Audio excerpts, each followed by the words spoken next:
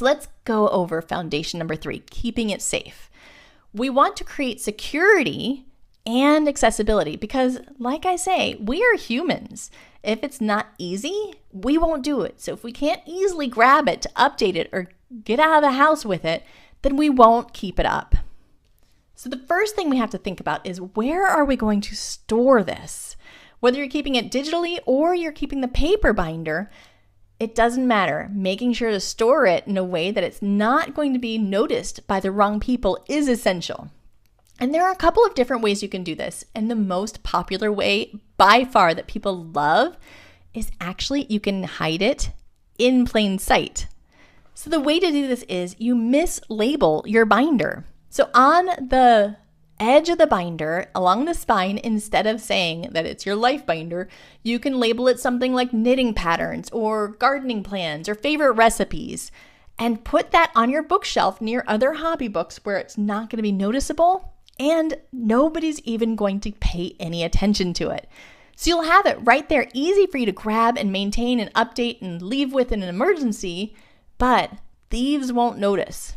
Because thieves are opportunists. They run in, they look around for whatever is going to give them the biggest bang for their buck and looks the most valuable, and they want to get out fast. They're not looking through every single binder on your hobby shelf. So that is absolutely one way that you can easily store your life binder. Now, if that makes you nervous, you can absolutely lock it up in a fireproof and waterproof safe. That is okay. I say always go with what makes you feel the best. And if keeping it locked up makes you more comfortable, absolutely do that. It's a little bit harder to be able to maintain it easily or grab it in an emergency because you have to go to the safe and unlock it. But security and your own peace of mind is the most important part. Now, if you're keeping it just digitally instead, then you can just store it on a USB drive or an external hard drive. I'm not going to go really deep into cloud storage, but if you have extra security in a cloud storage platform, you could do that. If you're not comfortable with cloud storage, don't store it in the cloud, and please don't store it anywhere that's not extra secure. After you've decided where you're going to store it, then you want to create a backup. So when you're creating a backup, there are different ways to do it depending on how you're storing it. If you're storing your file digitally on an external hard drive or USB device, that way it's not connected to the internet and it's super safe, all you need to do is create a second copy on a different device. So if you're doing a USB drive, create a second USB drive with a copy of it and just update it every once in a while. If you're doing something like the cloud storage, then you can store one copy on an external hard drive and one copy in your super secure cloud storage. Now, if you're only storing it on paper, that's absolutely okay. Simply every once in a while, like every 6 months or so, or whenever you've done a big update, make a photocopy of it and save that photocopy somewhere that is in a fireproof and waterproof safe or a safe deposit box or some secure location. So that way you don't lose all of your hard work that you put into putting all of this into your binder. Now, after we decided where to store it and created a backup, we need to make sure to share it safely. So tell your loved ones how to find the information. Make them a copy of the USB drive whenever you do a backup. However you need to share it, just make sure to let the right people know. And then finally, when it comes to maintaining your binder, it's extremely easy. If you're keeping it digitally, then you can just pop in there and type in your updates. But if you're doing the paper copy, like I like to do, I store mine digitally as my backup, but then I do my paper copy for my working copy. It's super easy to just go to a page and hand write any updates that you have.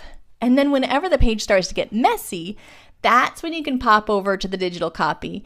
And since it's a fillable PDF, you simply open the file, type in the new information, and then hit print. And you can print out a nice clean page so it's nice and neat again, and you put that in your binder. So there's no reason that you can't handwrite any updates to make maintaining it super, super easy.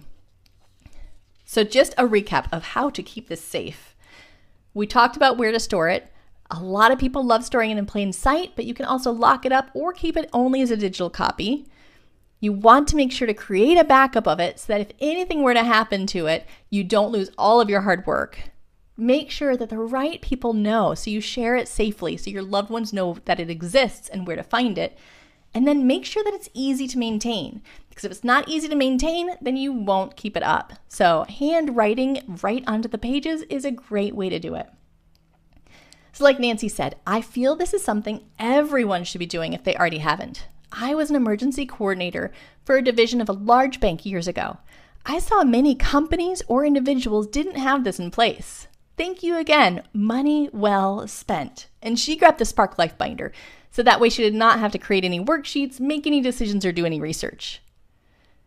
Now within this section, foundation number 3, remember, this binder will be the cornerstone for the rest of your life.